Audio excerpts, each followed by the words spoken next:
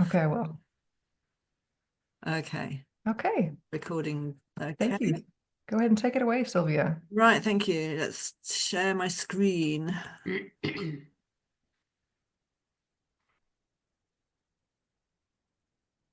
Is that the right one? I think it's the right one. Looks good. It's has the notes on the side right now, but once you present, I think we should be good. Um, Hang on, how do I do present? I think it's the bottom right hand down there next to just before the percentage. I think that's where you can hit the.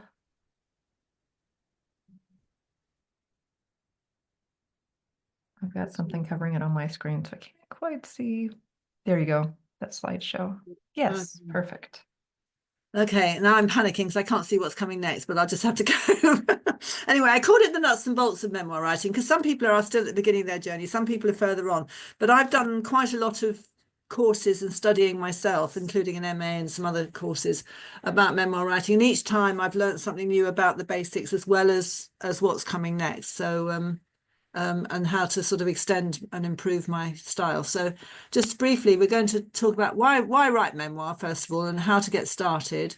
Then we're going to look at things like containers, voice, point of view, and then all the ways in which you can express yourself in your memoir, styles of memoir, that sort of thing, and then wrap up and practice. And there's a few exercises as we go through. So the first thing I like to think about is I started writing my first main narrative memoir, No Visible Injuries, about 35 years ago. And I started to present it to begin with as a novel because I was worried about presenting it as a memoir. And I couldn't get it to work. I couldn't get the nuance, the characters, the story to work as a fictional novel. So I decided in the end to write as a memoir. And the minute I decided to write as a memoir, because so many novels are memoirs in one way or another, because I chose to write as a memoir, it then just flowed. So I asked my question, what am I writing this book for? And I really wanted people to understand me because I'm a bit weird and a bit wacky until you get used to me. I also thought I wanted people to know my story again, so they would understand me a little bit better. But also I wanted people to understand that I'm not the only person this kind of thing happens to. And that was the biggest one for me, that by claiming it for myself, I've always been a great reader of biography and memoir anyway. I've written since teenage years. I used to go to the library and pick up books of people I'd never even heard of, and they just were because someone had written a biography or a memoir about them. I just thought, oh, I'll read this and see. And I found some interesting people I didn't know anything about beforehand. So I wanted to really explore how many other ways in which my story unfolds for other people. And by telling my story, I can open that up. So I did that with some additional chapters in my memoir about, for instance, it was about narcissistic personality disorder. So I wrote a couple of chapters about separating from a family that's got narcissistic behavior in it, and separating and coping with a mother and what to look for in narcissistic behavior so that it helps other people. So, and I think also the other point about memoir is that it sparks deeper conversations. We don't like subjects that make us uncomfortable, and yet they're often the most important ones to talk about. And I'm not just talking about dark subjects here. I mean, if you take a subject like death, a lot of people are very frightened of death or talking about it. Yet actually, if we confront death and the idea of death, knowing that it's inevitable, we can actually be liberated from our fear of death. And being liberated from the fear of death means that you can actually live your life more fully. So it's not always about looking at the dark stuff. It can be very much about looking at breaking down taboos and speaking about things that need to be spoken about. And I think if we talk more about some of the dark stuff in society, it would make it less dark, and it possibly might even affect how often it occurs. A lot of things happen in the shadows, and they're kept in the shadows, and they continue to happen in the shadows. If they're brought out into the light, the chances are they might stop happening quite so much. The common motivations for me and I think for many people, are to seek meaning from one's own life, to find some kind of healing or reconciliation with your own story, with your own history. That certainly has worked for me. Revenge versus catharsis. Revenge, not a good thing. I'll go into revenge a bit later on, but it's not a good motivation, because it will show. Your motivation for who you're writing for and what you're writing will show in your story. And if you have revenge in your heart when you're writing, it will show up, and it will not actually help you tell your story particularly well, or not make you a very sort of sympathetic author. So try not to work with revenge. There's a difference between revenge and telling your story so that you get your point across, because quite often if we have a story to tell that's not being, we're not able to tell in our ordinary life, so we want to write it down instead, that's the important story. And being a truth teller can be an uncomfortable position. I'm definitely the truth teller in my family, aided and abetted by my very literal brain and my neurodivergent way of thinking and looking at the world. And it's not popular. It's not popular. That's fine. The truth about my family needed to be told. Catharsis is, again, it's a different one. It's like, how much can you find yourself healing from the story, from telling the story, if you aren't already quite well down the healing journey? If you're looking to heal from the story and you're telling your story, the chances are you've still got rather a lot of negative emotions inside you, or powerful emotions inside you that are your motivation. Don't have to be negative, but powerful emotions. And I think you need to resolve that, because you need to tell your story as a storyteller, not as the person inside it. Does that make sense? But I think letting other people know they're not alone, reminding yourself of the same, knowing that other people are going to read your book and going to go, oh, yes, that happened to me, and I'm really pleased. And I've had letters and comments back from that. And I think the other one, who you're writing from, why the why money, don't write for money. The chances are you probably won't make very much. You might make some, I make some, but not a lot. But what I do have is people who read my book who send me messages that my book really helped them. And that is actually worth $1 million for me. So that's worth more for me. So the first exercise I'm going to ask you is to spend a few moments thinking about your why. If you've got a memoir in mind, what is it that you want to write about this memoir? What do you feel about this story that needs to be told? What do you hope to understand or help others understand? Could your reasons for wanting to write it actually help your writing or hinder it?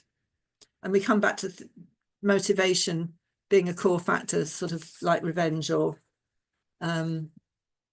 taking the mickey out of other people, or being unkind to other people. Anything that's along those lines, that could actually undermine your story. And also consider, why not? Why might it not be a good idea to tell your story? And I've got a few stories in my life that I will never tell, not in written form. So just spend a few moments.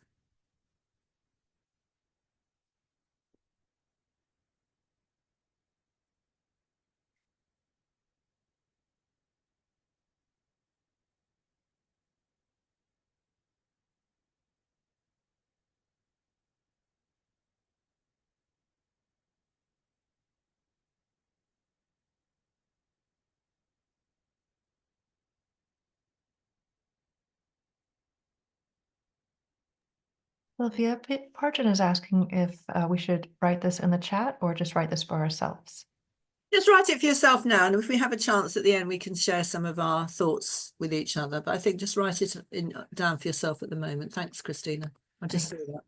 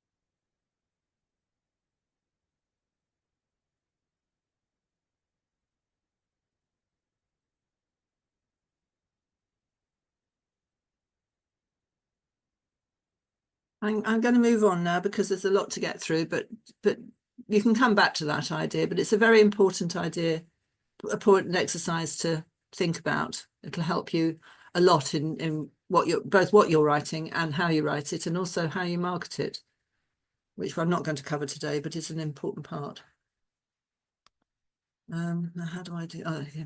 Okay, so preparing to write. Now, again, we've all got our own writing styles.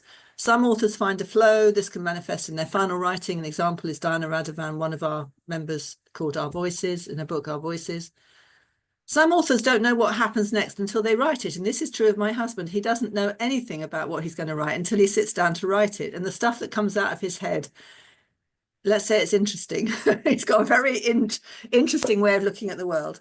But you do get it rather raw and it's interesting anyway. I had a friend, some authors plan it out all carefully. I had a friend, Wendy, who was quite a successful novelist for her first 3 novels, and then she stopped writing for various reasons.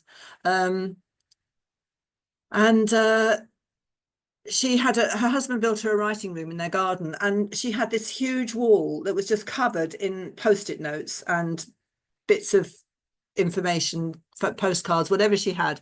And she'd sort of like separate it out into chapters, and she'd move them around. So if that bit was in chapter, say 2, and then she thought, actually, no, it's better off in chapter 3 or chapter 4 or whatever. So she'd move it around. So she was endlessly plotting it through really carefully. So she knew exactly what she was going to write. And then she wrote it, and she did very well. Some authors write the easy parts of a story, then come back to the more difficult parts. Many people I know do this, especially with memoir. It can be very difficult. It's a way to get into the harder parts, but sometimes you still don't get there. We've got another friend who's often part of this group who's writing a particularly hard story and painful to write, and it's blocking her so much. She's not doing it, and eventually she'll get to the place where she can, but at the moment she's still not doing it. But it's a way to get back into the more difficult parts later on. Some authors just write the strong scenes and then come back to the chapters that link them together. I did this for my second narrative memoir, Buddha House, because I was using it as the basis of a master's degree in creative writing that I finished a couple of years ago. And I wanted to put my best scenes forward for my coursework for obvious reasons. So it meant that I was regularly writing a bit here and a bit there and a bit somewhere else, and then I had to find the chapters, link them together. I found that a little bit chaotic, actually, as an approach to take, especially I was doing a snippet here and a snippet there for this exercise and that exercise, and as well as the actual coursework pieces. But it came together, and I think it came together as a pretty strong book. So you know, there's no right or wrong way, but you can go through it in different ways. But how you start to write, preparing to write. My best way of writing, I find, is if I think about what I want to write for a little while, and then I go and do something that's completely unrelated to writing. I go for a walk, go and do some gardening, cook a meal, and I let my mind, my unconscious mind, organize it for me. And then I can come back and I can write a couple of thousand words, almost, not completely, but almost clean copy, in an hour or so, in an hour and a half, 2 hours maybe. Because I know what I'm going to do. My brain has worked it out and knows what it's going to do. And I find that's the best way. But for me, that's how it works. Not everybody works that way. Right. I've got some lovely quotes here, which I wanted to share with you. Your problem is, how are you going to spend this one and precious life you've been issued? Whether you're going to try to spend it to look good, trying to look good and creating the illusion that you have power over circumstances, or whether you are going to taste it, enjoy it, and find out the truth about who you are. And that's Anne Lamott, who's one of my favourite memoirists. Tell me, what is it you plan to do with your one wild, precious life, Mary Oliver? Memoir isn't the summary of a life, it's a window into a life, very much like a photograph in its selective composition. It may look like a casual and even random calling up of bygone events. It is not. It's a deliberate construction. That's William Zinsser on Writing Well. A memoir is always the most authentic telling of a situation, but a novel gets to a different place. Emma Donoghue. You own everything that happened to you. Tell your stories. If people wanted you to write warmly about them, they should have behaved better. That has held true for me for many, many years of writing. Anne Lamott, Bird by Bird. Wonderful. Memoir is about handing over your life to someone and saying, this is what I went through. This is who I am. And maybe you could learn something from it. And that's from Jeanette Walls, who's again written one of the best memoirs I've ever read. Not forgiving is like drinking rat poison and then waiting for the rat to die. Anne Lamott. So showing that you've forgiven your history and are at peace with it goes back to the motivation for writing it not being revenge. Writing is not life, but I think sometimes it can be a way back to life. Stephen King. And I felt that came last because I gave that a lot of thought. If you can work with your story and get it to a place where you have complete acceptance of it and are open about it and have no fear and no regrets, no matter how dark it might have been, that's a way back to life. And I think that's really important. And writing can do that for you. Writing it down can really do that for you. Right. Starting to write. You don't have to begin at the beginning, but your starting point really matters. Where do you start? Where does your story begin for the reader? Where do you need the reader to start? What do you need them to know first? And within that first chapter, what moment cracks something open? So, for instance, No Visible Injuries, which was my first narrative memoir, not my first memoir, but my first narrative one. The first chapter is me walking down a country lane, going to meet my husband on his way back from work, looking at the wildflowers and being all sorts of happy and jolly. And it gives you a glimpse of what I'm like a bit as well. But halfway through that chapter, I meet up with my husband and he says something to me and I say, because if I don't, I have to kill myself. And that is a shocking moment for the reader, I hope. But it was certainly a shocking moment. That really happened. And it was a shocking moment for both of us because it's like, where did that come from? And I didn't even know. It just came out of my mouth. I didn't know where it was going to come from. And so it cracked something open. That was the beginning of something cracking open in me.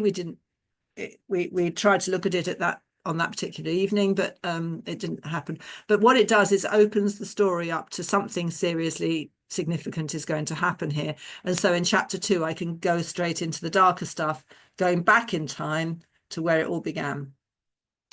So the first chapter is called The Unraveling of Tightly Knotted Bindings. And I think that also sums up. It's like things are coming loose, things are falling apart, things are coming loose. And I think with No Visible Injuries as well, you can tell there's something dark and sinister there. I think the other one, Jeanette Walls, is The Glass Castle. We all know that a castle can't be made of glass, and that immediately tells us something very curious and poetic and interesting about the title of the book, but that something else isn't quite right. It's a fantasy. So what impact do you want to create right away? Curiosity, intrigue, a sense of unraveling. That's what I try to do with mine. That's what a lot of good memoirs do. What message is your opening sending? Like, be prepared, perhaps, or this is worth reading, or something along those lines. As I say here, I started midway through the story, used flashbacks to gradually reveal the past that shaped the present and into the future. Okay, so memoir form is important. I'm quickly mention autobiography. Autobiography is just a whole life story. There's lots of really good autobiographies out there. I recently read Keith Richards' from the Rolling Stones Life. Loved it. Not memoir, but really, really nice. Interesting because I grew up in that whole era. I grew up with them in the background and I wanted to know all the gossip about all the people that he knew that I didn't ever meet or would never meet. But in terms of memoir, we've got narrative, which the two memoirs I've already mentioned of my own and most of the others I've mentioned so far are basically telling the story in an almost novel form. So we've got The Glass Castle by Jeanette Walls, which I've also mentioned so far. Born a Crime by Trevor Noah. I don't know if you've read it, but it's absolutely brilliant. My Name is Why by Lem Sissay. You may not hear him. He's a British black poet and he's an absolutely fantastic poet. And his book, My Name is Why, is really interesting. Okay, diary, examples. There is a Season by Patrick Lane. Also Seed to Dust by Mark Harmer, also The Mindful Gardener by me. There all happen to be gardening memoirs. But I don't think it has to be a gardening memoir. It could be a travel memoir. It could be all sorts of other subjects. But using the diary as a format gives you a movement through time. And again, it gives you a container, which I'm going to come back and talk about containers in a moment. It gives you a specific time frame. So the Mindful Gardener was, for me, was the winter solstice 23 to the winter solstice 24. And that was the time during which that diary was written. And I wrote about everything about what was going on in the garden in terms of climate, in terms of weather, in terms of climate change, the ecosystem, and my mental and emotional states as I was going through coping with all this. And then you've got standalone essays that build up an overview. Again, I've got an alphabet, Traveling the Alphabet trilogy, most of Anne Lamott's memoirs, including Bird by Bird. And I can't get the italics off this screen for this bit, but Embracing Fearlessly the Burning World by Barry Lopez. It's a very dry and unrelatable series of essays that I'm waiting to find which ones I might connect to. I was recommended it, but I'm not really enjoying it. So sometimes standalone essays can be a bit lofty and a bit name droppy and a bit sort of statusy. I like things that are person to person, but that's a personal thing. Other people might love that. But anyway, I'm going to give it a good go and read to the end. That's what I always do. So you can choose which is your memoir form that would most suit your story. And again, we'll come on to the container. Now, dramatic opening scenes. You need to get your reader interested right up front. So this is one of my favorites. Don't Let's Go to the Dogs Tonight. Fantastic memoir by Alexandra Fuller about growing up in war-torn Zimbabwe when it was still Southern Rhodesia. Mum says, don't come creeping into our room at night. They sleep with loaded guns beside them on the bedside rug. She says, don't startle us when we're sleeping. Why not? We might shoot you. Oh, by mistake? Okay. As it is, there seems a good enough chance of getting shot on purpose. Okay, I won't. And that gives you an idea of what this child is growing up in. She's only about 5 or 6 at that point as well, but she's growing up in a war zone. And that's what it's like. So it immediately gives you the kind of energy of what her environment is like and how it might affect a child that young as well. Another example, compelling titles and shocking scenes. I'm glad my mum died. Really? What does that say about you? What did your mum do? Why would you say she died? You know, this is a major thing to do. And it's another one we've looked at. It's one we've looked at in the Memoir Mentors group. And this is her opening. It's strange how we always give big news to loved ones in a coma, as if a coma is just the thing that happens from a lack of something to be excited about in your life. Mum is in the ICU at the hospital. The doctor told us she has 48 hours to live. Grandma, Grandpa and Dad are out in the waiting room calling relatives and eating vending machine snacks. Grandma says Nutter Butters soothe her anxiety. And then it's my turn, something Mum really cares about. Mummy, I'm so skinny right now. I'm finally down to 89 pounds. And that is a very low weight, as anybody would know. And that gives you an idea of why she thinks that is the most important thing about her that her mother might want to hear in a coma. That gives you an insight. Mummy, I'm glad my mum died is an interesting book. Okay, my second narrative memoir, The Buddha House, I opened it with dialogue. Again, you can do that. I thought we'd agreed it's too derelict to take on. A house that size will be a money pit. It's supposedly haunted. This is the first coherent sentence David's been able to form since I woke him moments earlier with my, no, no, no, no, it's got to be that house. We must buy that house. We must do it. It's 7 a.m. and I've woken up with the urgency of one of my waking dreams. It's as strong as I've ever known before. I call them my knowings. So that tells you there's a possibility of buying a house that's going to be a money pit, that's probably derelict, that it's probably haunted, and that I have weird dreams that tell me what to do. So you can read on from that. You can decide whether that's an interesting hook or not, but you can read on from that. Okay, so exercise 2, what's your hook? Have you got a hook? What's your hook? Every memoir needs a reason for the reader to lean in. What's the angle or thread that makes yours stand out? What makes your story worth telling and worth reading? What's a slightly different take, theme, or lens that sets it apart? What's different about your story? Like, We could go ahead and get started with journaling this while she gets her internet back. So think about your hook, jot down any potential hooks or angles that come to mind? Is it what theme or lens sets it apart? I think it's interesting how you note here to group the themes once you've done that. Yes, yes, you need to, you can, and also list possible subtitles or sub-stories, because sometimes you've got a main story, but you've got other stories that are going along underneath. What else can you use to bring your readers into your story? So, for instance, I use poetry in many of my books, bring in humor, tenderness, sharper emotional hits. What other forms might you use? You know, people use photographs sometimes, or all sorts of things, you know, so just thinking about what forms of writing would actually add to your story without breaking it down, without breaking up the continuity. Right, we're talking about framing your memoir. So containers. Containers is one of the most important thing. Where does your memoir begin and end? And that's not in terms of writing it, it's in terms of what are the parameters of your story. So for instance, in No Visible Injuries, I wrote from 3 to something like 65. But it's not a full autobiography. It's just telling one story of a part of my life through those years. And obviously it does lots of jumps. It's not telling everything that happened in those years. So that was my container, was that story, just that story, a part of my life. For the Buddha house, it was the 17 years we lived in that house, the buying it and then the moving on from it. For Mindful Gardener, it was a year. For my trilogy, my essay trilogies, it was each in Traveling the Alphabet Emotionally, it was all the emotions under A, B, C, etc. And I just wrote each one as an essay. So again, I've used all three forms of memoir. The importance about having a container is it stops you rambling.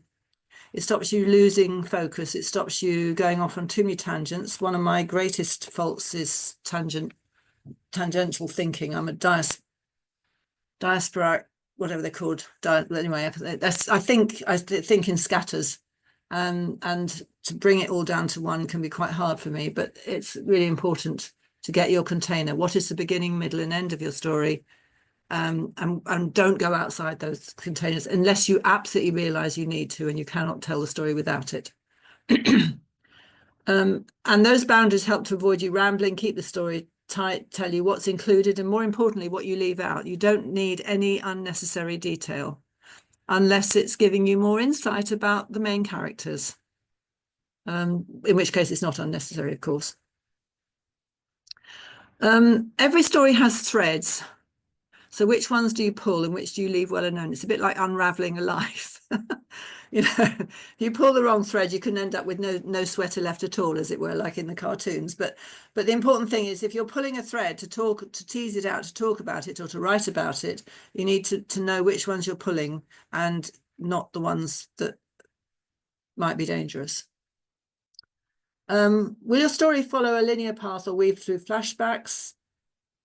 I've written both kinds of approaches. The story kind of dictates it. If you work out what it is you want to say, what your boundaries are, your containers are, what your themes are, the story will kind of tell you what it wants, what it needs. But flashbacks mustn't last for longer than they are needed for the essential story. If they go on for too long and give too much detail, they can actually end up being a distraction, and you lose the thread of your real story. So it must be one series of events or one time period. Write as many words as you need. And this is what I realized I'd been doing with my 350 to 400,000 words of novel writing of this story before I even started on the memoir for it, which I realized was the right approach. But it helped me find the thread, it helped me find the voice, and it helped me find the container and the approach, which is important. And again, backstory, what's necessary? What does your reader need to know in order to understand what you're going through now? And that can be very crucial.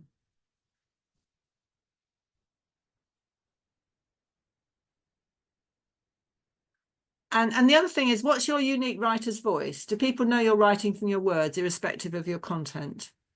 Can people tell it's you writing? A good writer has a voice that is very distinct and clear, and you can tell they're writing almost anywhere. One of the nicest compliments I had from a few people who know me quite well is that it feels like when they're reading my books, it feels like I'm just talking to them. That they're almost in a conversation with me because they can hear me saying what it is in the books, which is it's a lovely thing to hear. So I know my voice is who I am.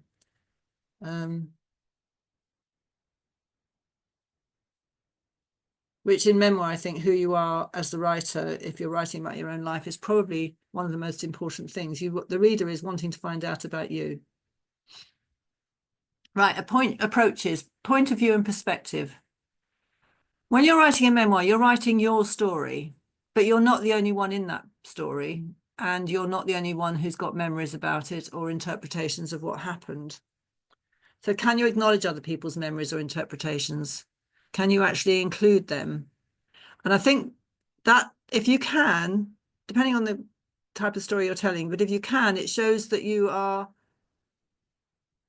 open to other people's understanding of that story, that you have resolved your own issues with that story, and you're open to the idea that somebody else might feel differently about that story, and they're not right and you're not right, and they're not wrong and you're not wrong.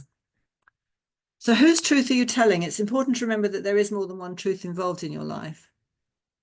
That was very difficult with no visible injuries for me, because basically my mother was a monstrous mother. But I was able to discover enough about her childhood and her past to understand where that monstrous quality, if you want to call it that, came from, and to tell her story so that it puts her into context. And doing that actually for the book, it enabled me to develop a lot more compassion for her. I'd already developed quite a lot of compassion for her. She died with 3 children and 7 grandchildren. I lost count for a minute. 7 grandchildren, and none of us could bear to go near her if we had to absolutely help it. So she had a sad life as well. I think the third point of view for me here is, and perspective is, avoid poor me at all costs. I've only ever read 1 or 2 self-pitying memoirs. They were both self-published, and they were awful. And I actually gave them, I threw them away, in fact. They were awful, but they were basically poor me all the way through. This is what happened to me. Isn't it terrible? Isn't it that? It's like, no, this is what happened to you. It's what happens to lots of other people as well.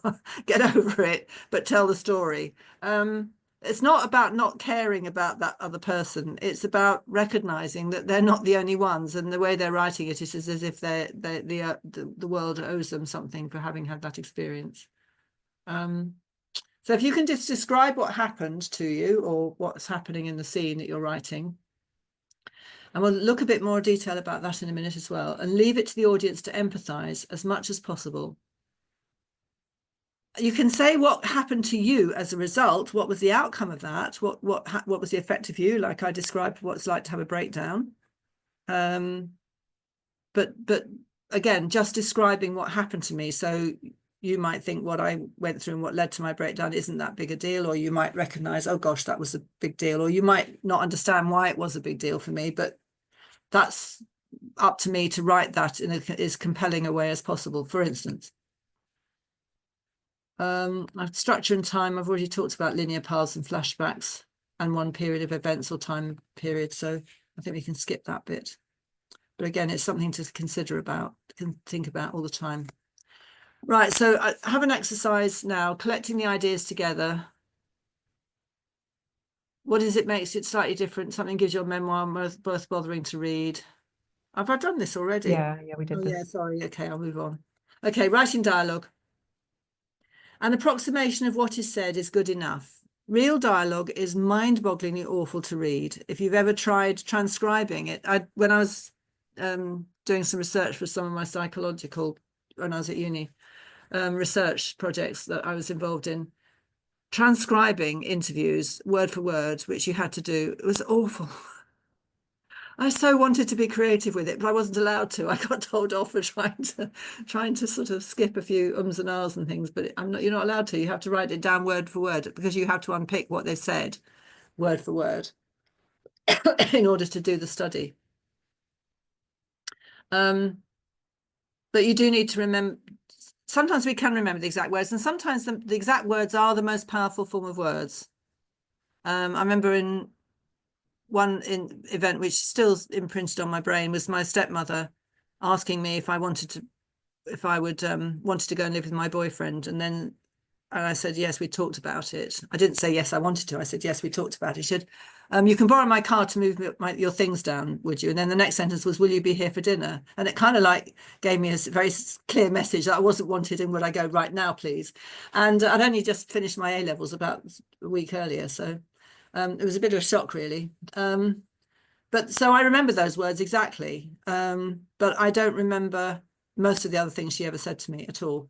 So any other conversations have got to be an approximation of the kind of things that she would have said to me. So somewhere between what you remember being said and what was meant by it, I think the impact it had on you and how it shaped your moment, how it shaped your life, what it felt like to you is more important than the actual words being spoken, because that's what you're telling. You're telling your story. So how it felt to you is the most important thing.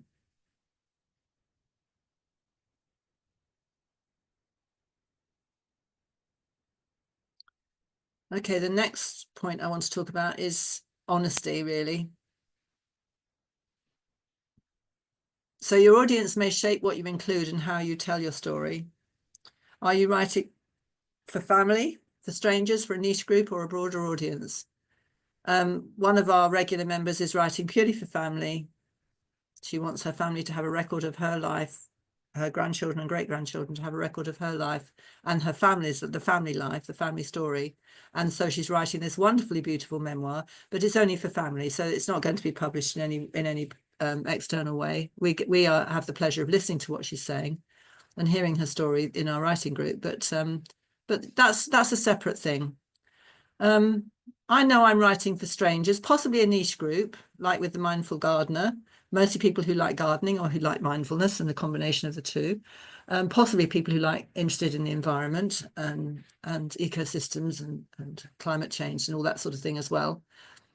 Or are you writing for a very broad audience? Most of my books are not broad audience. They could be, but they're not necessarily. There's definitely people that they'd be more interested in them than others. But you've got to decide who you're writing for, what your story's interest level might be. And then honesty and self-evaluation. You cannot be flawless. You have got to show your faults. Readers want to connect with a real person, to see that you are someone who's vulnerable, or you're someone who loses it occasionally, or you're someone who does dumb things, or you're someone who's a bit of a crazy kid or something like that. But something, if you're always the victim of other people's appalling behavior, you're in danger of going into self-pity. So own your missteps and show the growth that occurred from them, which is really important and quite difficult to do. There's quite a few chats coming up. Are they important, Christina? Are you watching them? Yep, I'm watching. Go ahead. Okay. And people forgive you for being human and less than perfect human, because they sense that you're seeing your honesty is more important to them than your perfection. I cannot stress that one too much. I read a memoir by one of my favorite actresses, British actress Judi Dench. Most of you might have heard of her. She's pretty wide famous, mostly for James Bond, I think, as much as anything else, and she was M. But anyway, I've seen her in a lot of other things, and I've seen her on stage as well. She's an astonishingly wonderful actress. But I read a memoir of hers, one of her, and it was just a list of all the people she'd worked on this acting project with, and all the people she'd worked here and what had happened here and what had happened there. And I saw very little of her as a person. And I found it boring. One of the most fascinating people I would want to read about would be Judi Dench, and I found it boring. Interviews with her where somebody draws her out, I found really good, but this book was left. I gave it away again. I don't give books away lightly, but I give books away that I'm not interested in. And nobody's all good or bad, so writing real people is important. So, you know, writing other people's vulnerability, other people's, as much of their story as you can. Make your other characters, your secondary and third characters, three-dimensional as much as possible, with contradictions, complexity, emotional nuance, anything you can think of, but just try and show them as they're not all bad. They're not all bad. They've got their reasons for being the way they are. And if you can get a little bit of that in as part of the story, it's all the better for you. Okay. Okay, tenses. This is an issue that crops up a lot. 3 tenses: past, present, and mixed tenses. Obviously, there's future, but that's not memoir, is it? So past tense, reflecting on when it all happened. This is quite common in memoir. It gives you a format in which you can be reflective, that it's grounded in memory, but you can actually commentate on it or reflect upon it. But it does create distance from the emotion that you're trying to evoke. And I'm going to come along a bit later and talk about how to evoke emotion, because emotion is what you want from your reader. That is what's going to keep them reading. That's what's going to make them want to know your story. So you need to get them emotionally involved with you, emotionally engaged with you. Past tense can do that, but it makes it a little bit more difficult. Present tense, as if it's happening right now, it brings the immediacy and emotional intensity that you probably want. It places the reader inside the experience. It requires consistency. If you're doing flashbacks, you can have a present tense and then you can still keep it in the present tense as a flashback. It doesn't matter. You can keep the whole book as a present tense, or you can use past tense to reflect this is history, this is now. It's a difficult thing to do, but it's important, I think, to choose your tense and know why you're choosing it.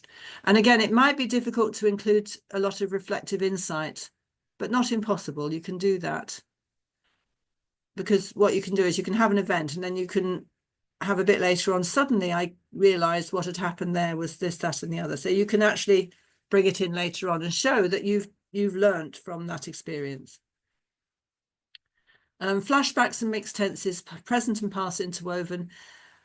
It can deepen meaning and contrast, but it's very difficult to avoid confusion as to who's telling the story, where it's happening and when it's happening and all the rest of it. So you've got to be very careful about that. I wrote a piece recently where I used the past and then I went to present tense and the people who edited it didn't seem to get that shift as where I was, and so they were all editing out my tense changes, and so I've now put it all differently, because I think it didn't work, obviously, if people didn't understand it. I was doing that. Okay, so tenses are important. Now, evoking emotion, don't explain it. Great memoirs make readers feel. Don't just describe your emotions, create an experience that stirs emotion in your audience.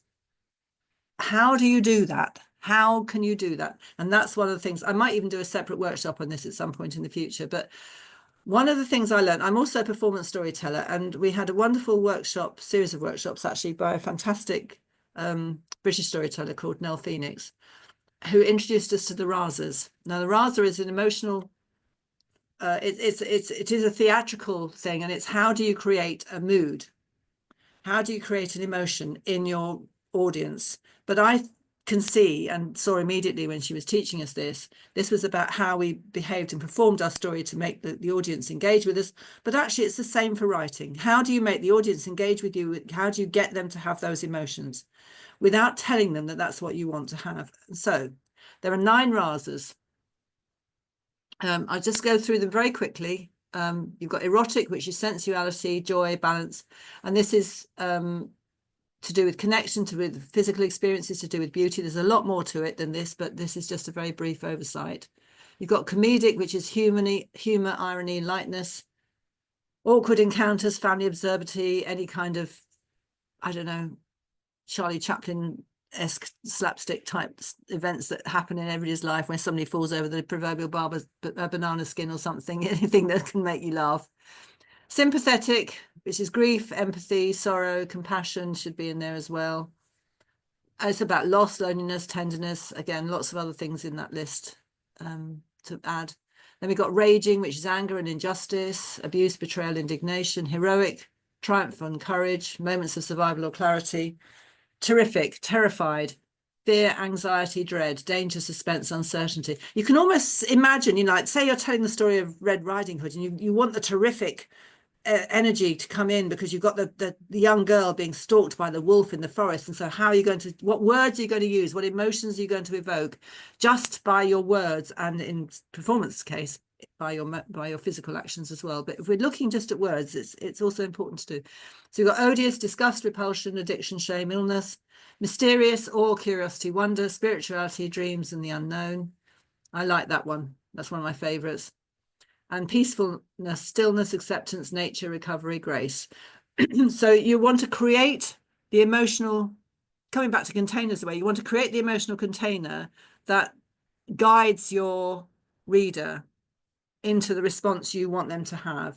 So do you want them to feel contempt for something? Do you want them to feel shocked by something? Do you want them to feel, but you don't tell them that, you do it. And I've got a lovely example, I think, here, which is an example from The Glass Castle, again, one of my favorites. When Mum and Dad came out of the bar none bar, they brought us each a long piece of beef jerky and a candy bar. I ate the jerky first, and by the time I unwrapped my Mounds bar, it had melted into a brown, gooey mess. So I decided to save it until night, when the desert cold would harden it up again. By then we had passed through the small town beyond the bar none bar. Dad was driving and smoking with one hand and holding a brown bottle of beer with the other. Laurie was in the front seat between him and Mum, and Brian, who was in the back with me, was trying to trade me half of his Three Musketeers for half of my Mounds. Just then, we took a sharp turn over some railroad tracks, the door flew open, and I tumbled out of the car. Okay, what rasas have you just gone through? If I flip back, what rasas have you just gone through? You can share that in the chat if you like, because I think that's actually worth sharing.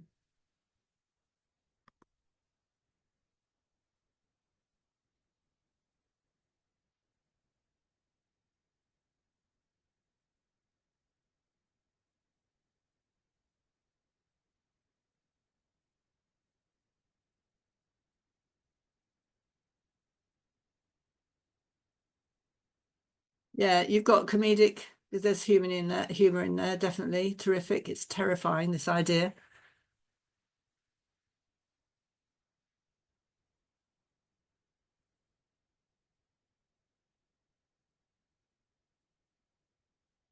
I think outrage, almost raging, it's horrific. It is horrific. You are horrified by the way the father's driving. You agree? I agree. So do you see how she just told the story and you had all those emotions? There was no embellishment of what emotions you should feel at all. She just told the story. And that's how you do it. That's an example of how you do it. So you can look at that when you get the slides, you can have a look and see the exercise. It does go on and explain that eventually they do recognize that she's got fallen out of the car, but it's some time, and she's resigned herself by then to spending the night in the desert on her own at the sides of a railway track. But they do come back for her, and they sort of say, oh, we do love you, we'd never have left you there, and all the rest of it, you know, and sort of dismiss it as if nothing happened, which again is confusing for a child, but they kind of accept it, unfortunately. So I think that's a good example of a rasa being evoked there, rasas being evoked there. But this is just a guideline. It's just if you want to create an emotion, think about the words, the actions, the description, everything that's involved without telling the emotion. Does that make sense? Okay, so what question? This is your story, but it is also your reader's story. Just because something mattered deeply to you doesn't always mean it will land with your audience. Memoir asks us to find the universal in the personal. And this is the thread that goes through. What is the human thread that goes through all memoirs, all stories, everything? There's the wonderful kind of notion that there's only 7 stories that exist in the entire world, and everything is a variation of that same story, possibly. So ask yourself, so what? Why does this matter beyond me? What am I really offering the reader? I try to offer the reader an insight into the way my brain works, So they might understand neurodivergency a bit more, but they might also understand mindfulness a bit more. They might understand how you can think yourself into a situation and you can think yourself out of it as well. They might want to understand, there's quite a bit of mysticism in some of my books with ghosts and weird dreams and spirit guides and people like that occurring. So you've got those sorts of things there as well. So not many memoirs have that in it. Some do, some don't, but not many. So my thing is, what am I really offering the reader? I'm offering them a different way of looking at the world, really. I think is probably a different way of understanding the world, different way of understanding what love is, what love isn't, why it hurts us. What are we really offering the reader? So what is your story special? It's a journey. I came from here and I'm moving to that point there. A lot of people are resistant to change in their life. A lot of people don't want to admit that they aren't a perfect version of themselves already. So they resist change. And if you can show that you are developing through your story, that encourages other people to say, well, if they can do it, then I can do it too.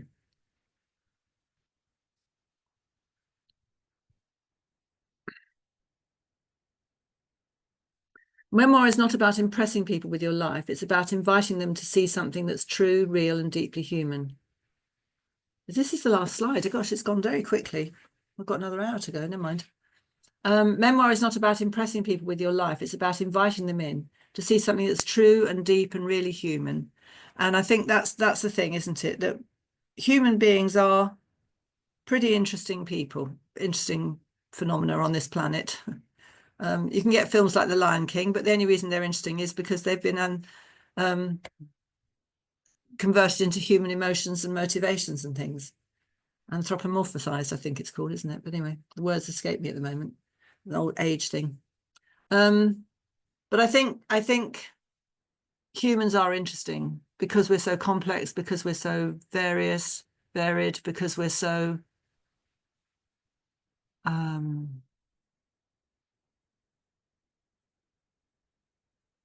I don't know. Just so many things about humans that make us worth reading about and learning about. I know I got into studying psychology because I just wanted to understand myself and other people more. And the more I read about psychology, the more it fascinated me. And then I did my degrees and all the rest of it, and was teaching it for years and reading lots of research and found it endlessly fascinating. I think humans are interesting. Not everybody finds them interesting. Some people don't understand that approach to life. But I think memoir is a really lovely literary form to both write and to read. But you want to leave your readers with something to feel, some sense of an emotional experience that they've gone through with you as they've read your book. One person wrote to me and said that they'd had an abscess on their tooth and they were wrapped up on the couch in front of a fire for the day to sort of recover from this abscess. And my book arrived in the post they'd ordered it, and they read it in one day. They read the whole thing in one day.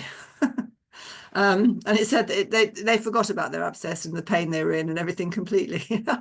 Great. I'm sorry that you had the abscess, and I'm interested that my story was that strong for you, but it really connected for them, and that's wonderful. That's what you want. You just, like if it's just half a dozen people, it's a few more than that for me, but if it's just half a dozen people, it means you've been a successful memoirist, and that's what matters. So something to hold on to, leave them with something to hold on to. If you've given them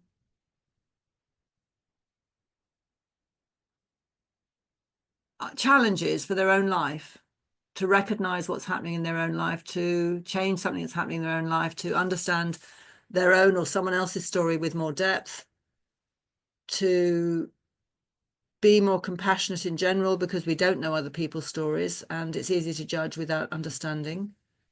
I think that's the best thing that memoir can really leave people with. And don't be afraid to show your rough edges or the cracks. That's the Leonard Cohen quote, isn't it? The cracks is where the light shines through. So that's that. So I've got an hour left because this is a strange thing, but I did this before and it was a lot longer because I spent a lot more time on the rasas. So would anybody like me to go back over to the rasas and spend a bit more time on them? Because I think in a way they're the most unusual and original part of this talk that people won't have thought about before. Or have you had enough for now? And would you like to just ask some questions? We didn't spend very long on the exercises too. Okay, so do you want to go back and do that? No, I'm just saying that maybe why it ran short. Yeah, I had actually got a lot more material, but Christina and I sort of tried to work on the slides to make it fit the 2 hours. And of course, because I tend to speak quickly, I get through slides quite quickly. And previously it did take the full 2 hours. So I have something to add. Go on.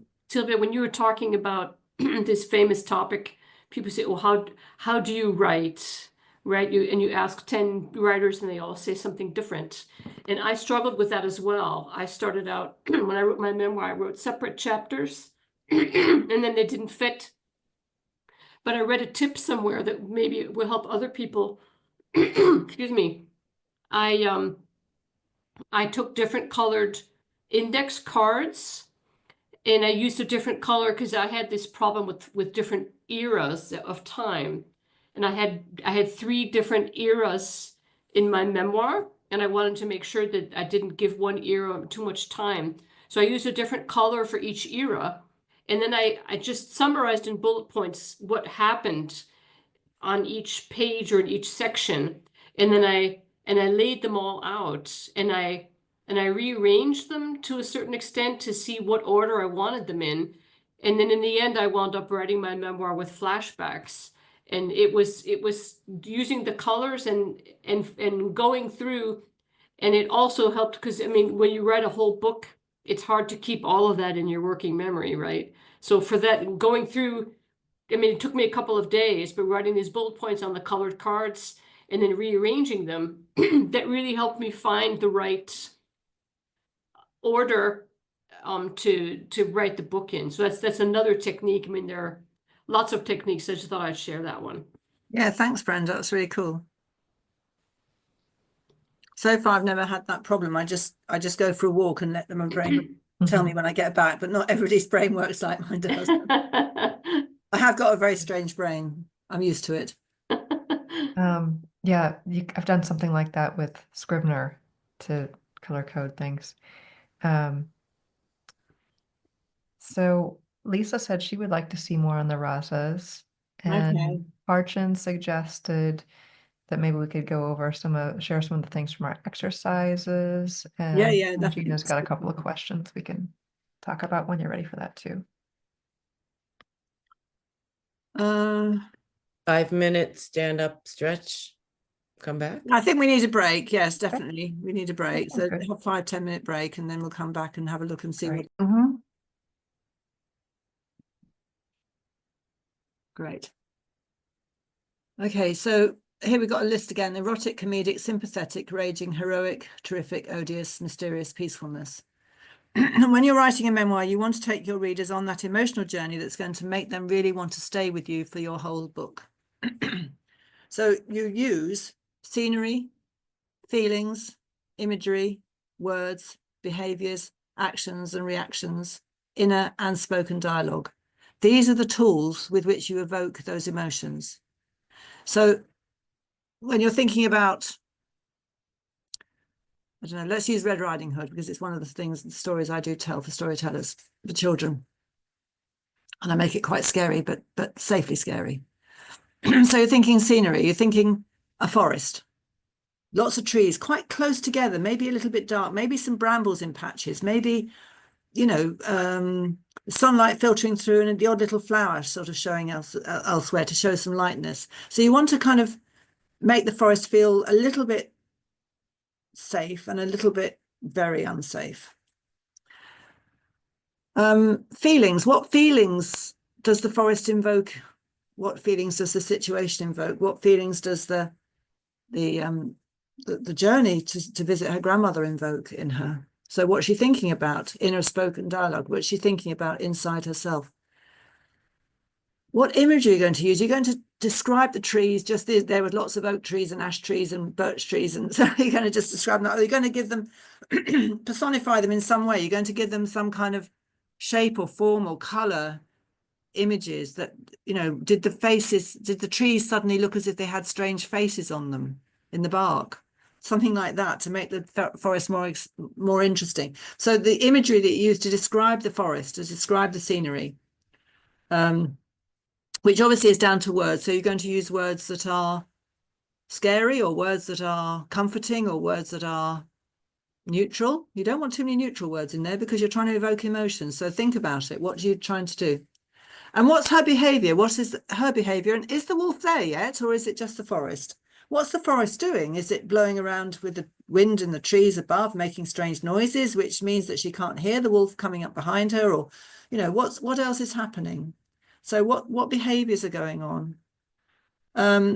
What's she doing? Is she pulling her cloak around her more closely against the wind?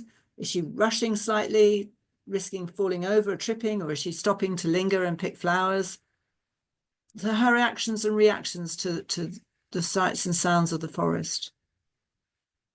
So that's the sort of thing you want to think about, those things. So whatever you're trying to create, like in No Visible Injuries, in my opening chapter, I wanted to create a light, happy scene that showed love and affection and a gentle, happy life. So me walking down a country lane, looking at the flowers, meeting David from work, being all a bit loved up and like we usually are and stuff. And that was the scenery I set to give that impactful phrase. If I don't, I'll have to, if not, I'll have to kill myself. And then the reactions that we both have to those words that came out of my mouth, very Freudian slip, came out of my mouth without me having any understanding of the fact that they might do so, or that they were even there. So that's one of the ways in which you use the rasas. Now I'm going to go into a bit more detail with this. Let's see if I can get to the next slide. There we go. So this gives you a bit more detail. Erotic includes balance, well-being, pleasure, contentment, delight, sensual sensation. So it's not necessarily sexual. It can be, obviously, it can be physical, affection, but it's that connection.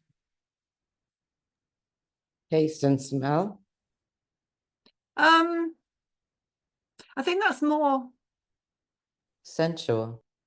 yeah. I don't know. So taste and smell could be in there because you've got delight and sensual sensation, but also taste and smell could be in the odious because you've got disgust, repulsion, loathing, but that could also be disgusting as well. So we tend not to put the sensory responses directly into one category because they could be in more than one. Do you see what I mean?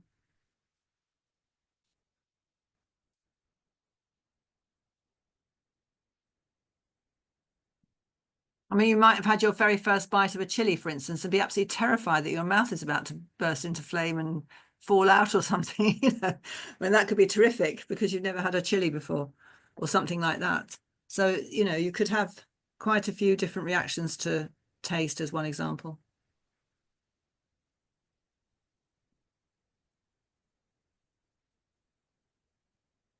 Did anything go under peacefulness?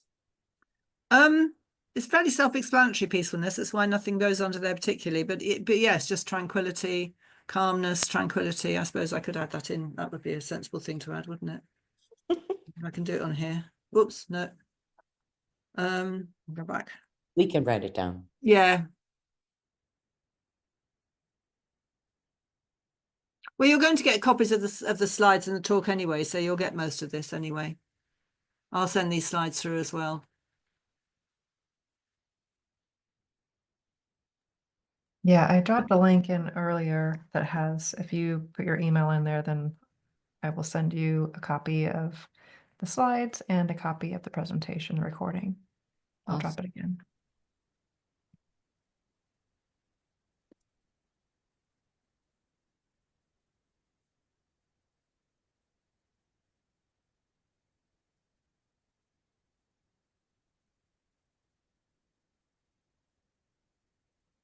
So are you, Are we ready to move on yet? Because you will get the slides. You don't need to write it down unless you've got something specifically you really need to write it down. yeah, those are all in the slides. So let's go just look at humor, for instance. It's important. Wryness, dry humor, soft humor, caustic humor, irony, shared laughter within the text. Avoid sarcasm unless it's a personality characteristic. So I've got two examples. Alan Bennett's soft humor backstory. He's doing a show with the royalty present. So he's a British performer. David and I both adore him. He's wonderful.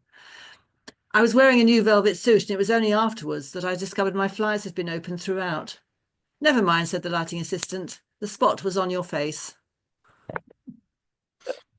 So that was in one of his memoirs. Just curious, is that a British thing that flies is a plural, or were there two flies on his pants? Flies is the trouser zipper at the front that lets Mr. what's his name out and about to do his business. I got it. We say fly. You're All flying. right, okay. Right, okay. So we just say flies. I don't know why, but it's one of those British things. But anyway, but anyway, that's what he wrote in one of his memoirs as one of his, and it's a kind of softy, gentle. You don't roar out laughter at the idea that he's had his flies open in front of royalty for the last half hour or whatever. but it is kind of quite amusing, really. But the lighting assistant saying, "Don't worry about it. The spotlight was on your face." It sort of puts it into context. And then the glass castle again. This is the story we did.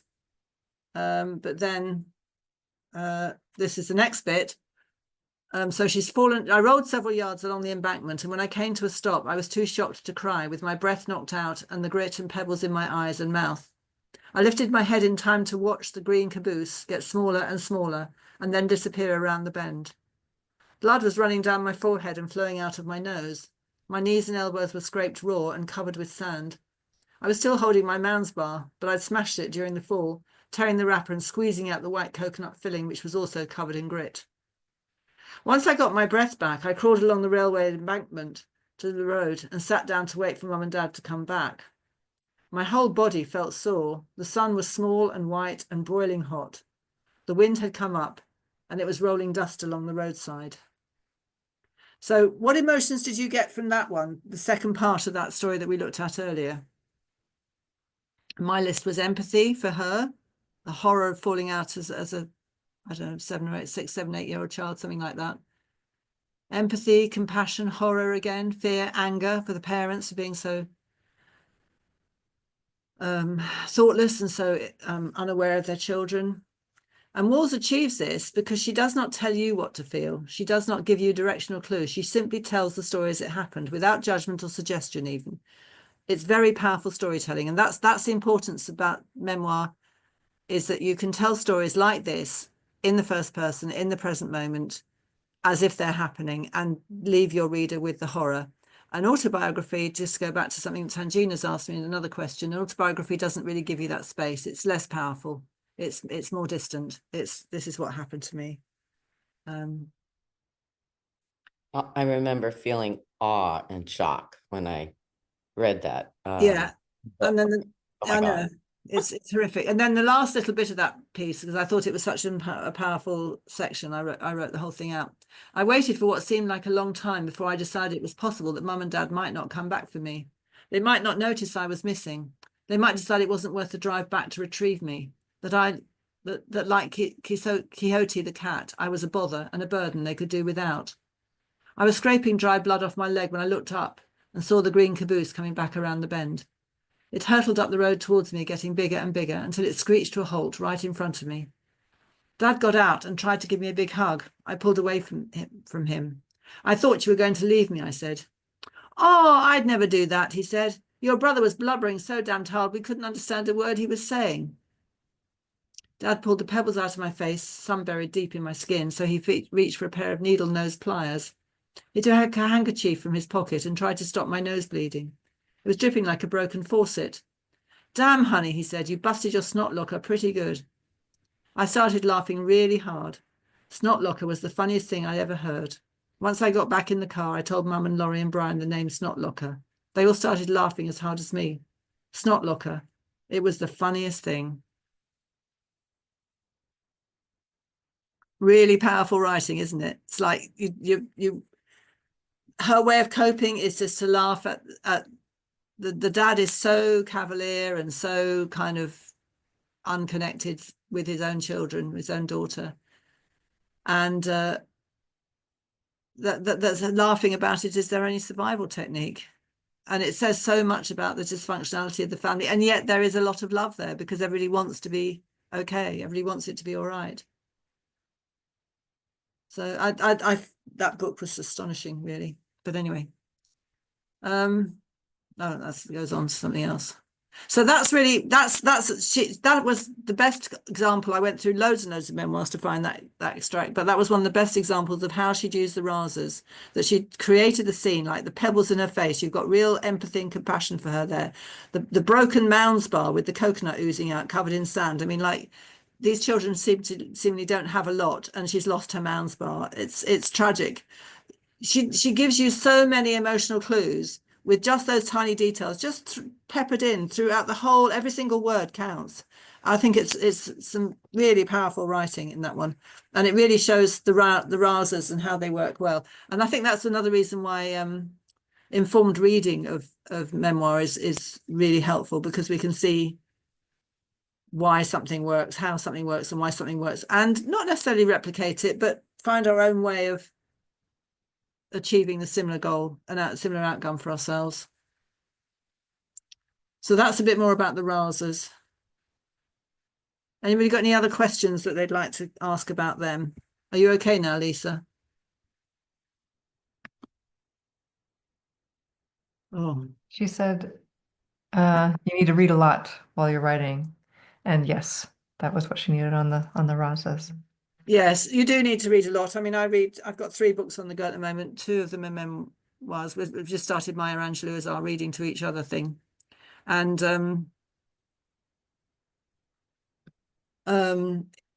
I've got this other one that I'm reading that I can't get into, which is this essay book. And then I'm reading Bob Dylan's Chronicles, which I'm also finding very difficult because his writing is rather like his lyrics. They don't they don't necessarily make sense. And we also have the next book club book. Maya Angelou is our reading to each other one. Yeah. That we're doing that one. So that's probably the most sensible of the 3. I've read that one before, and that's the most sensible of the 3 books I'm trying to read at the moment. But I've got three memoir reading I'm on the go with at the moment. The essay book is quite good because they really are very standalone. There isn't really a common thread that goes through them, particularly that I've noticed so far. So I can just pick that up and drop that wherever I want to. And Bob Dylan is my nighttime reading, and Maya Angelou is our early morning cup of tea reading to each other reading. So so that's my reading program at the moment. But reading a lot is really important. It does help us to understand what we're doing. So anybody got any more questions? Are there any more questions? I think Elizabeth? Yeah, I had a little trouble following the choice of tense. Right. The idea of doing it in first person sounds tricky, but you also, I think you said, if it's in first person and you have flashbacks, they should be in first person too? Or does it have to be that way? Or it seems confusing. Doesn't have to be. I wrote a piece recently that had the past in the past tense, and then the present moment, which was coming into, which was also still the past for me, but the present moment I was coming into in the writing, in the present tense. But people misunderstood the change of tense, and they thought I'd just made a mistake on the change of tense, and so that confused the whole issue about what I was trying to write about. Maybe I hadn't done it skillfully enough. Maybe it was because they were in editing mode and not reading mode. I don't know. But anyway, it's difficult, really. I think first person and second person can still be in the present tense, but present tense gives you this immediate. I mean, Glass Castle is present tense all the way through. Did not notice that. Interesting. Actually, no, it's not. Just looks. Yeah, it sort of is, but it's actually got some past tense in there as well. So I unwrapped my man's boat. It had melted into a brown. So yes, it's past tense. But it actually is so dynamic. It makes you feel as if it's present tense because you're there with it. But the most common for memoir is to do first person past tense all the way through. And that's probably the easiest, I would say. And you could do, you could definitely do other experiment with doing present tense, or experiment with doing both. But as Sylvia was saying, I think it can be really tricky if you don't if you're trying to use both tenses, if you're trying to switch back and forth between present and past, it can kind of jar the reader if they don't realize it's done intentionally. Yeah, as I remember with the Glass Castle, the first scene is way in the future when she's in her limo and she notices her mom going Mhm. through the garbage in a street in New York. I don't remember if it was in the present tense or not. I could see that being in the present tense and then the rest of the novel being in the past. Yeah. I could see Mhm. going back Yeah. and forth might be problematic. I think it's just consistency and being clear about what you're trying to write. I like writing present tense best because I personally feel I don't find it harder. I just have to remember to stick with it. But I feel that you have more power with the present tense, to bring somebody into the scene with you. But then having read The Glass Castle and realized that she hasn't done that, then I disagree with myself immediately on that one, you see. I mean, I'm talking about my writing versus what somebody else writes. I think, I don't know, there isn't a right or wrong with memoir writing. It's just explore and find it. These are just my experiences that I find that past tense writing for me makes me feel more distanced generally than present tense writing. Okay, bye, Newton. See you soon. I don't know where it was, but not long ago, I had a little lesson in using flashbacks, and it might have been some little mini lecture or something, and they showed how you had to bring. Gosh, was this yours, Christina, in one of your blogs? Where you talked about, well, the person talked about how you have to have like a little hook that signals you're going back, you're going back in time, and then you come back to that little hook and you go back into the main story again. Was that something you wrote, Christina? I did write about that in my review of our conversation about Wild by Cheryl Strayed, because she is the master of flashback. And she used these little hooks to get you back and forth into between the present timeline and the past timeline. Yeah. Brings you back to where you were, kind of. Yeah. Yeah. As Sylvia said earlier, if you go too long in that flashback, you lose the other timeline. What are we talking about? Where are we? And it's jarring when you get back to it. But if you want to read really good examples of that done artfully, Cheryl Strayed's Wild. It's great. You don't actually even notice it's happened. She said that's how good she is at it. But you don't know if that was her or the editor that helped her write it, of course. But I mean, we'll give her the benefit of the doubt, because that's true. If you're writing your own memoir and you have a very qualified, skilled editor, they can actually make a book a lot different. I mean, one of my close friends, Deirdre, is an editor for Random House Canada, and she's shown me some of the manuscripts she's worked with and how they've turned out as a result of her editing, and they are quite different. They can be quite different, not so that it's an insult to the writer, but they're just different. They do an amazing job. A really qualified, skilled editor can do an amazing job with something. So I'm always aware of that when I say, "Oh, this writer's absolutely brilliant." I say, "Well, how much was that? Might have been the editor." I'm sure not, but you never know. I worked for a while at LA Magazine and as a copy editor, proofreader, and the pieces that came in, some of them were so bad. I couldn't believe it, and they were going to be published. And, I just had to move everything around, and then it was beautiful. And I suspect that the writer saw it and figured that's exactly what he wrote. Yeah, possibly. Tangina wanted to know what the difference between memoir and autobiography was. What makes a memoir special? Memoir is a story is a small part of your life. It is one story from your life. An autobiography is a complete life story, everything, warts and all, the whole lot. Well, often not warts and all, unfortunately, but anyway, yeah. Keith Richards was good. He did put warts and all in. It was very good. I really enjoyed that. What a life, God. So yes, I think that's most people will read memoir and not see a difference between that and autobiography. But an autobiography is usually drier, and a memoir is usually much more compelling because it's written as a story in its own container, which is why the container is so important.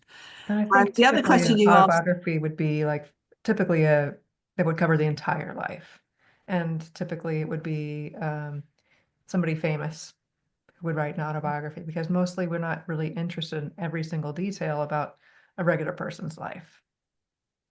no, Like big highlight accomplishments and, you know, that kind of thing. Well, I think a lot of autobiographies are actually written in stages as well. I mean, like Clive James is one amazing Australian actually, who ended up being a British pundit on the radio and TV, but also a very good writer and poet. And he wrote his autobiography in 5 volumes, which had me in stitches.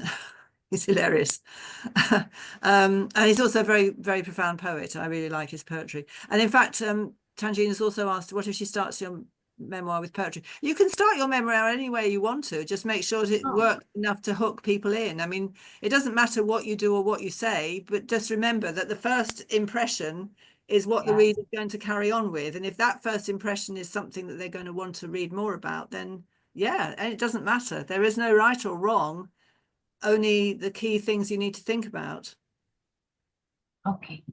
Which you might not write first. You might not write it until much later on in the process and decide this is the piece that needs to go first. Yeah, exactly. Move it up there. Yeah.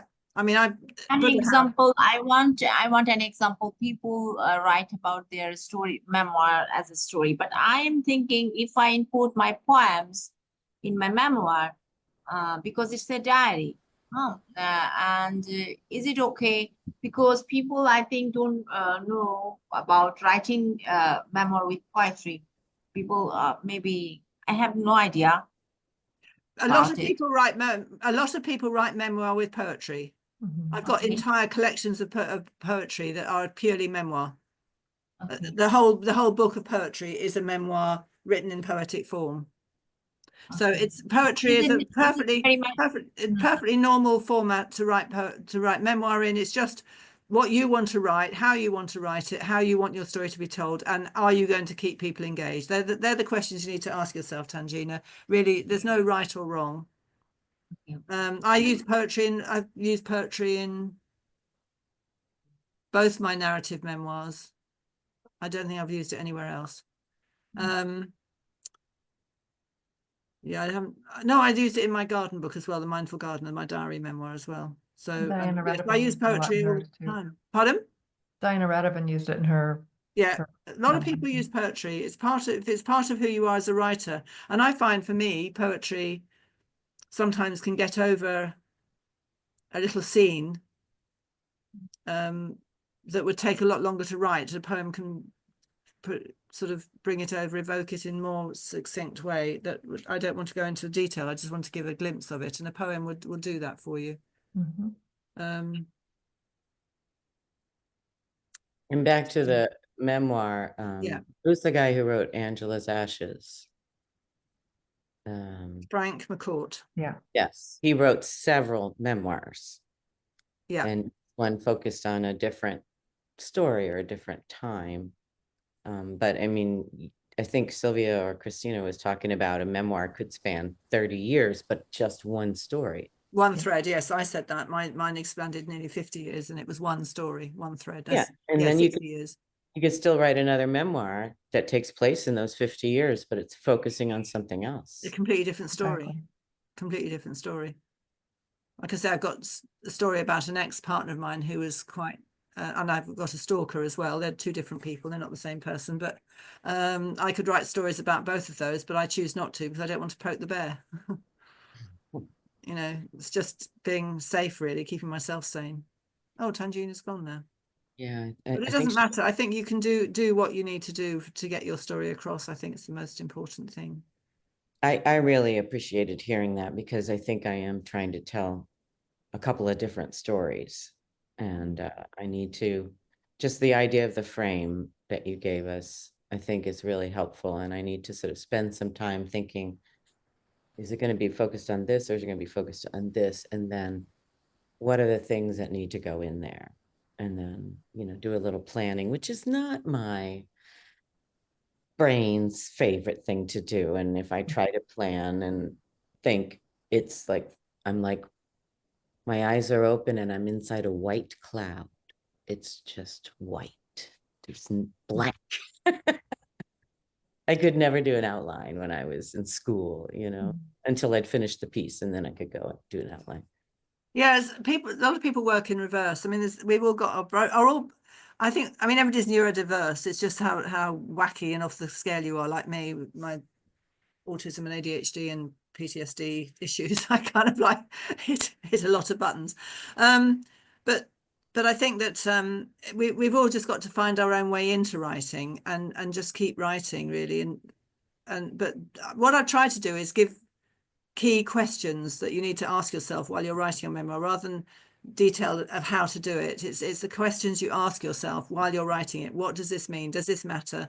How am I evoking this? What words am I using? What background scenery am I using? What am I doing? What am I writing? What am I including that creates the effect that I want to create with this story? What matters in this story? What are the key points of the story?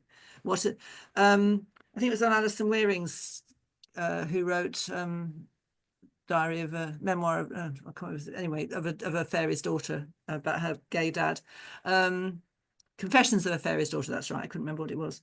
And I did one of her workshops and courses, and she said about what did she say? I've lost it now.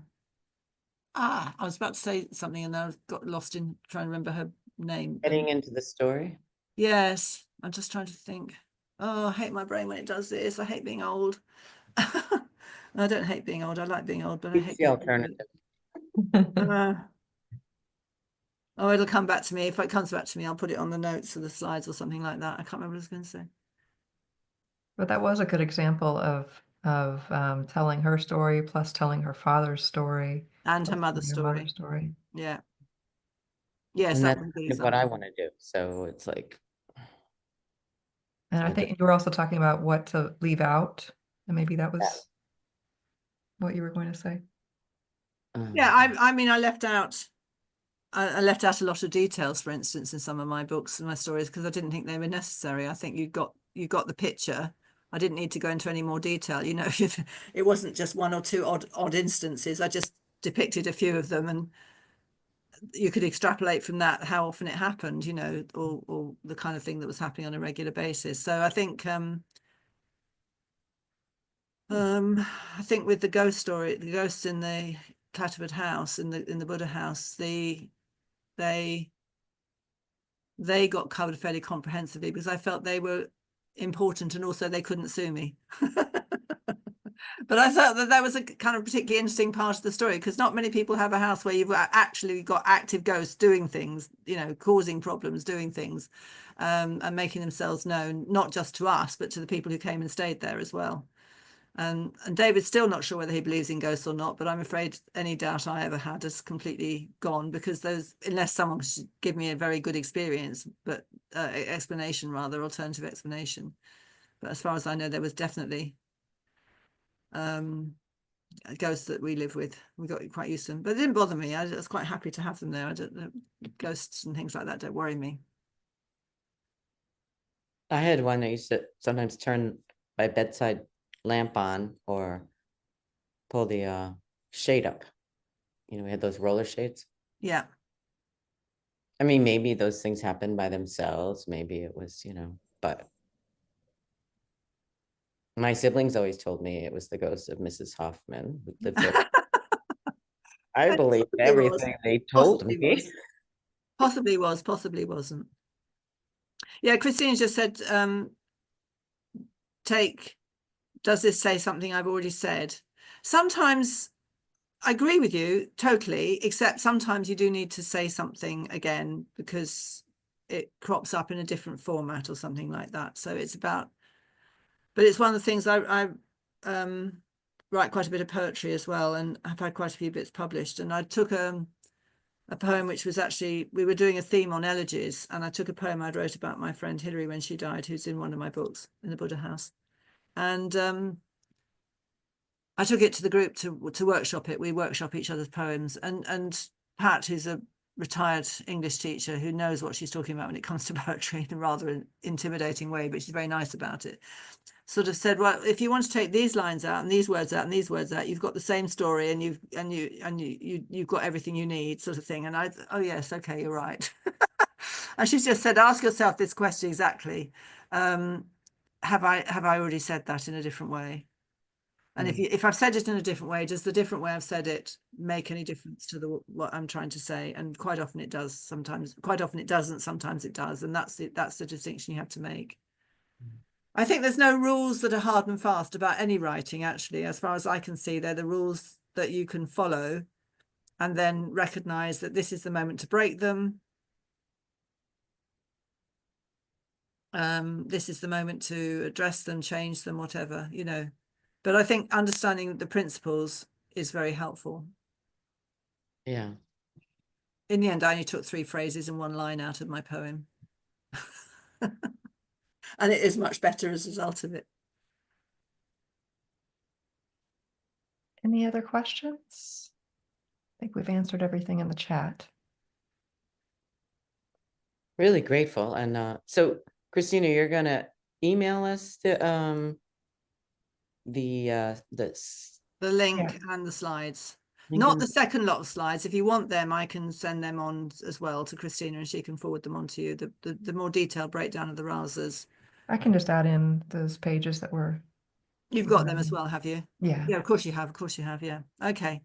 I'll do Awesome. that. So yeah, if you put your And I did put mine in the chat, my email in the yeah, chat. but if you wouldn't mind putting it, actually, if you go to this People link, have left, so maybe there's got a few more in the chat as well that people have left behind. if you go to that Yeah. link there, there's a place to put in your email. That way I can just send it to the list instead of having to take your email out separately. Please visit the claritybooks.com about No, Sylvia. there's a place, if you scroll down, that says enter your email address to receive a copy of the presentation. Got it. And then I'll send that out in the Clarity next. Books is David and my website, writing website. Yeah, Well, actually, it's our everything website. yeah, it was really great information there, Yeah. Sylvia. Thank you so much. Yes, thank you so much. Bravo. Well, I just tried to bring everything together, really, that I'd found helpful, and I'd learned from all the various courses and degrees and stuff that I've done in writing as well. But thank you very much